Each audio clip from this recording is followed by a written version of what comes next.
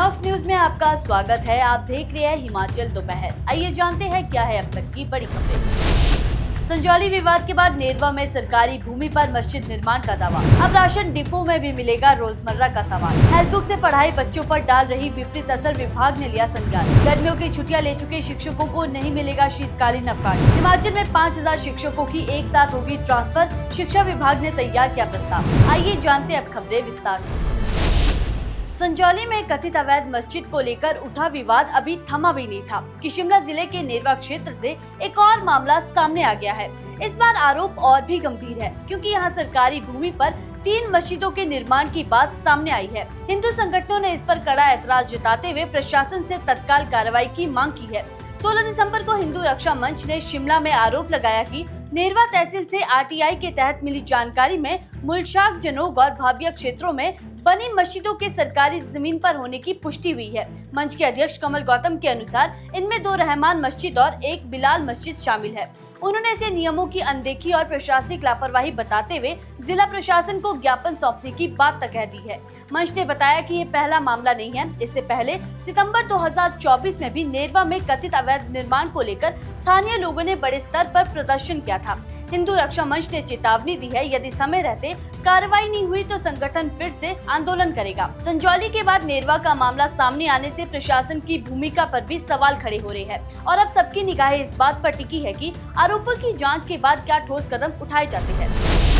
हिमाचल प्रदेश के सस्ते ration depot का दायरा बढ़ाया जा रहा है। डिपो में सिर्फ आटा, चावल और दाल ही नहीं बल्कि रोजमर्रा के घरेलू उपयोग का जरूरी सामान भी सस्ते दामों पर उपलब्ध होगा। इससे आम जनता को सुविधा मिलेगी और डिपो संचालकों की आमदनी भी बढ़ेगी। प्रदेश सरकार उपभोक्ताओं की सहूलियत बढ़ाने के लिए नियंत्रित राशन के साथ साथ नॉन कंट्रोल घरेलू उत्पादों की बिक्री को प्रोत्साहित कर रही है।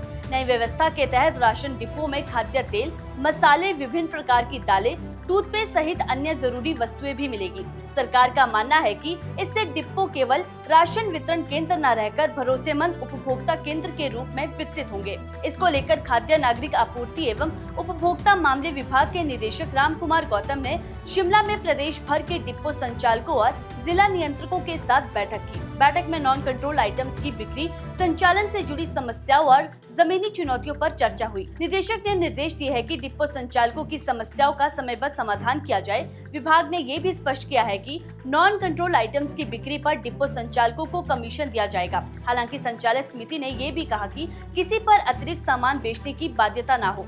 बैठक में संचालकों ने 1 टाइम लाइसेंस और 20,000 रुपए मासिक वेतन की मांग दोहराई। साथ ही पुरानी 2G POS मशीनों को बदलने की जरूरत भी उठाई। सरकार की इस पहल को आम जनता और डिपो संचालकों दोनों के लिए लाभकारी माना जा रहा है। हिमाचल प्रदेश के सरकारी स्कूलों में अब शिक्षक कक्षा में हेल्प बुक यानी गाइड का उपयोग नहीं कर सकेंगे। स्कूल शिक्षा निदेशक आशीष कोहली ने इस संबंध में सख्त आदेश जारी करते हुए कक्षाओं में हेल्प बुक ले जाने पर भी पूर्ण प्रतिबंध लगा दिया है। आदेशों का उल्लंघन करने वाले शिक्षकों के खिलाफ अनुशासनात्मक कार्रवाई की जाएगी। आदेशों की अनुपालना की जिम्मेदारी मुख्य अध्यापकों और प्रधानाचार्य को सौंपी गई है। उन्हें निर्देश दिए गए हैं, यदि कोई शिक्षक कक्षा में हेल्प बुक से पढ़ाते हुए पाया जाता है तो उसके खिलाफ कार्रवाई कर इसकी सूचना निदेशालय को दी जाए। इसके अलावा शिक्षा निदेशालय ने सभी जिलों के उप निदेशकों को स्कूलों में औचक निरीक्षण करने और अनियमितता पाए जाने पर कार्रवाई की अनुशंसा करने के आदेश भी दिए हैं। शिक्षा विभाग के अनुसार कक्षा में केवल NCERT की पुस्तकों से ही पढ़ाई कराई जाएगी। विभाग का कहना है कि हेल्प बुक से पढ़ाने से बच्चों की सोचने, समझने और विश्लेषण करने की क्षमता प्रभावित हो रही है। निदेशक आशीष कोहली ने बताया कि इस तरह के आदेश पहले भी जारी किए गए थे, लेकिन बार बार समस्याएं सामने आ रही थी। उन्होंने स्पष्ट किया कि शिक्षक का उद्देश्य तैयार उत्तर रटवाना नहीं बल्कि बच्चों में प्रश्न पूछने और समझ विकसित करने की क्षमता को बढ़ावा देना है।